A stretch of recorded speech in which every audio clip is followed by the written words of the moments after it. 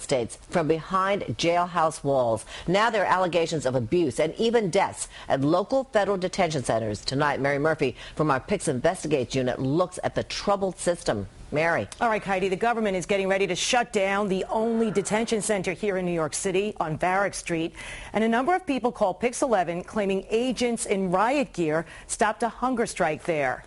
We begin with the mother of one detainee. About 20 of them jump on him and put their knee in his neck. And he said, "Mom, my whole body is in pain. I give up." Susan Slater quoting her son Donovan, a Jamaican national who participated in a short hunger strike at the Varick Street Detention Center last week. It's the place where foreigners fighting deportation are now fighting transfers to new facilities, one of them called PIX Investigates. Every night, so between 10 and 15 people moving them, shuffling them to New Jersey, to Louisiana, to Pennsylvania. They don't want to be moved to New Jersey detention centers because of places like Elizabeth Detention Center. Elizabeth is an immigration detention facility run by Corrections Corporation of America, a private company under contract to the U.S. Department of Homeland Security. A death here dating back several years is now making fresh headlines. There have been more than 100 deaths at immigration detention centers since late 2003. One involved an African man, a tailor, who suffered head injuries here at the Elizabeth Detention Center in New Jersey back in 2007. Boubacar Ba was initially put in an isolation cell with his injuries until he finally went to the hospital in a coma. On this recently released video from inside the facility, which as you can see is poor quality, you can hear Boubacar Ba crying out in his native tongue from Guinea, Africa.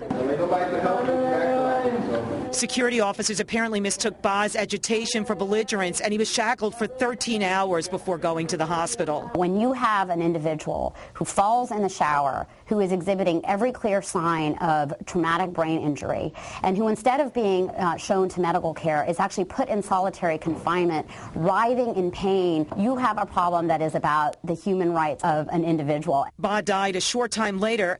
The American Civil Liberties Union and New York Times filed a Freedom of Information request to get details about inmate deaths and learned that the investigative arm of Homeland Security, Immigration and Customs Enforcement, known as ICE, tried to keep Ba's death from becoming a national story. Unlike many federal detainees, Ba had absolutely no criminal background. He overstayed his visa but worked for several years as a tailor. This is now becoming a national issue. Today, outside the Varick Detention Center, which is closing next month, protesters demonstrated against a system that seeks to deport longtime U.S. residents who have old criminal records.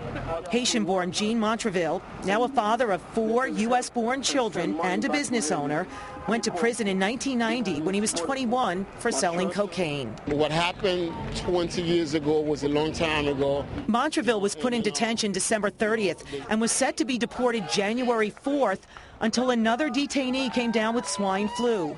So he missed the earthquake in Port-au-Prince on January 6th. And I would have been in the jail that was just destroyed in Haiti and possibly be dead. Susan Slater's son also did time for a drug case while he was in college.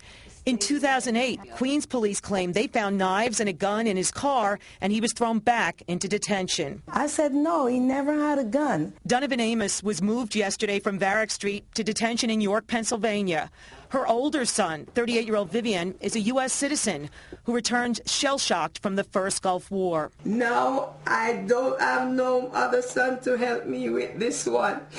And I'm really hurting, you know? On the issue of medical care, tonight we did receive a call from the Corrections Corporation of America with this statement about the detention center in Elizabeth where Boubacar Ba died. Our staff does work closely with our federal government partners to ensure detainees do have access to medical care.